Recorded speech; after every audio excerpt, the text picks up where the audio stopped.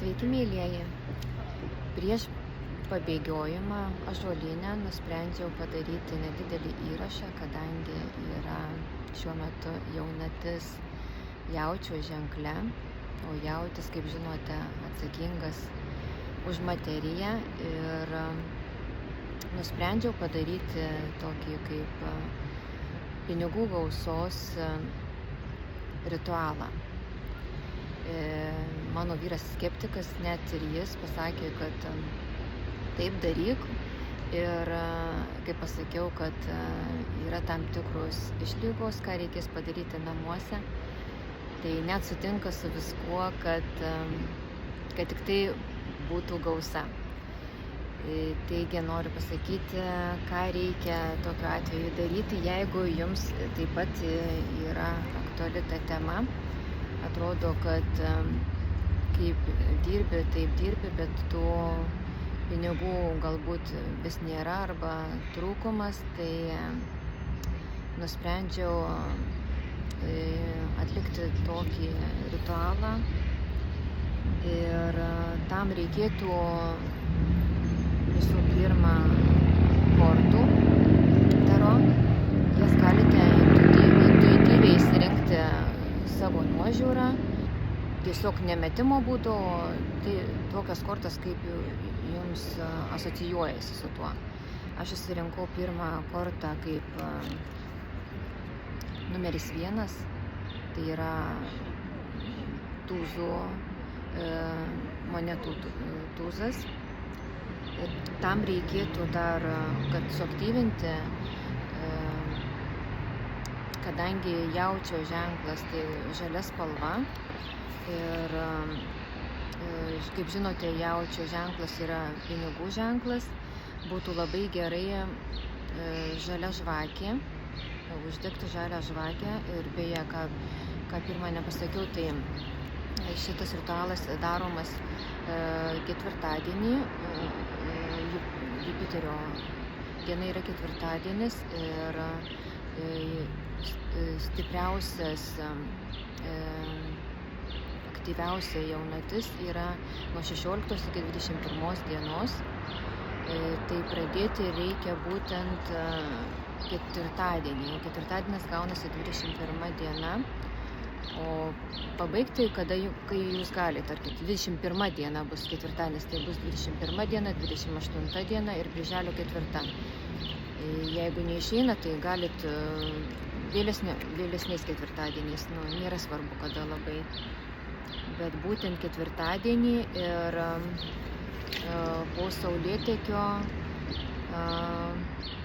1 valanda,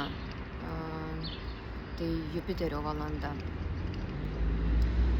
Ir būtent per jaunatį, šiuo atveju yra jaučio ženkle, kuris atsakingas už materiją, tai labai gerai.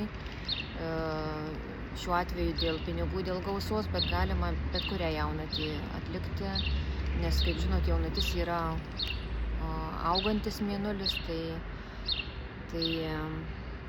kaip ką pasėsi, tą ir pjausi. Galima dar suaktyvinti dedant kristalus. Būtų labai gerai kalnų kristalas, kalnų krištolas, taip, piritas, citrinas, aliejus bergamočių, žaliasis avantiūrinas, smaragdo kristalas. Tarp kitko labai gerai būtų lauro lapai, kokius 2-3 lauro lapus, tai yra pinigų simbolis, cinamonas, bet kokie paprasti akmenys žemės, parke bevaikštant kaštonas ar riešutas ar gilė ąžuolo, tai Jupiterio simbolis. Iš mažos gilės išauga didelis ąžuolas. Kas asocijuojasi su žeme, tą galite pasidėti į tą savo vadinamą altorių ir patį pirmą ketvirtadienį pasidėti tiesiog ar prie vazos, gėlių pastatyti ar prie žvakės, kortą, kuri jums asocijuojasi su pačia pradžia. Tai man asmeniškai asocijavosi šitą kortą. Ir pagal Feng Shui reiktų išsirinkti patį nuo durų, nuo įėjimo pagrindinio kairįjį namų kampą, patį atokiausią nuo durų kairį kampą. Tai skaitosi kaip pinigų gausos kampas ir pastatykite tokioj vietoj, kad nebūtų tarkim arti tualeto duris uždaryti, ypatingai kai tualeto vandenį nuleidžia, tai skaitosi, kad pinigai eina žemyn. Tai sakiau vyrui laikyti uždarytą tualeto duris. Tai sako, tai uždaryk, tai laikysim uždarytas duris, po to negalima laikyti arti šaldytuvo, nes irgi užšaldo. Tai tinkamas kampas galbūt ant palangės, kad gausa ateitų per langus. Veidrodis galbūt, kaip žinote, yra portalas, tarkim, į kitą erdvę. Tai pasirinkite tokią vietą, kur jums patiems būtų jauku būti. Ir tam momentą, kai jūs uždegsite žvakę po saulėtekio pirmą tą valandą, nereikia laikyti ilgai, ten pakanka 5 minučių, kol jūs sakysite žodžius, kurie padės jums užprogramuoti ir įeiti į tą savijautą, arba galite ir ilgiau, tarkim, ten, bet su priežiūra, kad kokią valandą arba laikas nuo laiko ketvirtadienį dar geriau sustiprintų labiau, jeigu kiekvieną dieną, kiekvieną rytą, tarkim, atsikeltumėte su saulėtekiu ir tą valandą nors trumpam pasakytumėte tuos žodžius ir įeitumėte į tą energiją, tai dar labiau suaktyvintų. Bet kaip žinau, daug kas sakytų, čia tai bent iššūkis, kiekvieną rytą keltis taip anksti, bent man, pelėdai, tai sunku, tai jeigu tai sunku, tai bent ketvirtadienį, tada būtų gerai, kad šiek tiek ilgiau, nes ta žvakė turėtų visiškai išdegti per visas šitas 3 savaitės, kol jūs darysite ritualą. Ir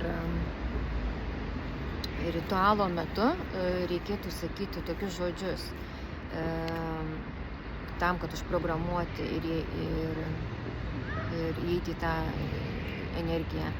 Kiekviena diena kupina gausos. Visada gaunu tai, ko man reikia, kai man to reikia. Tikiu, kad einu teisingu keliu į klestėjimą. Finansinė gausa tampa mano dalimi. Dar kartą pakartoju. Kiekviena diena kupina gausos. Visada gaunu tai, ko man reikia, kai man to reikia. Tikiu, kad einu teisingu keliu į klestėjimą. Finansinė gausa tampa mano dalimi. Aš po to parašysiu po tuo įrašu, kad galėtumėte užsirašyti. Taigi, tai yra tam, kad užprogramuotumėte savo savijautą. O kaip jūs užprogramuojate, jūs keičiate savo realybę. Ir pinigai ateina todėl ir gausa, kad dingsta baimė, kad jų nebus. Ir pas jūs atsiras pasitikėjimas, žinojimas, kad pinigų yra tiek daug šiame pasaulyje, kad jie nesibaigia. Jeigu jie ir išeina, tai ateina per kažkur kitur. Tai kaip, įsivaizduokite kaip upė. Ji visada teka ir niekada nesustoja. Jūs dėl to nebijote. Jūs galite netgi įsivaizduoti, kad ta upė įteka į jūsų namus ir nenustoja tekėti. Tai taip pat ir su pinigais. Jūs nebijosite leisti pinigus. Tarkim, man atėjo toks suvokimas, kad tu nebijai leisti, tu daliniesi tais pinigais ir tų pinigų ateina iš kažkur tai. Atrodo, tik tai reikia tą mintį paleisti, kažko pagalvoti, apie ką nori ir staiga iš kažkur ateina tie pinigai. Tai tam, kad tas pasitikėjimas, ta baimė dingtų, šiuo tokiu ritualu, tokia praktika, mes kaip pasėjam sėklą ir iš jos kažkas išauga. Ir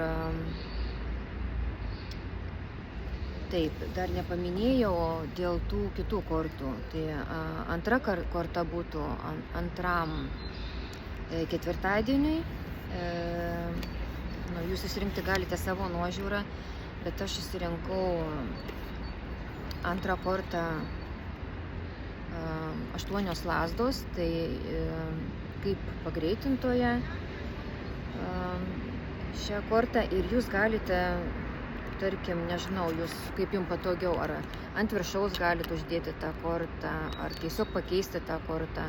Jūs galite paguldyti taip, kad jums labiau matytųsi, ar pastatyti prie žvakės, ar prie kažkokių tai gėlių. O trečią ketvirtadienį uždėti aš pasirinkau kaip užbaigimą, kaip užtvirtinimą 10 monetų. Kaip žinote, tai laimės, gausos, pelno korta, kaip užtvirtinimą. Taigi, dar ką norėjau pasakyti, kad reikėtų taip pat, kas gyvenate dviejų aukštų pastate, kad taip pat arčiau žemės, kad pirmam aukšte padaryti tą altorių, kad nuo durų, nuo įėjimo apačioje būtų. Kaip Džonas Kecha pasakė, aš visada gyvenu gausoje. Taigi to linkiu ir mums visiems svarbu pakeisti mūsų mąstymą ir tik su mūsų energija, su mūsų mąstymu viskas keičiasi į gerą pusę.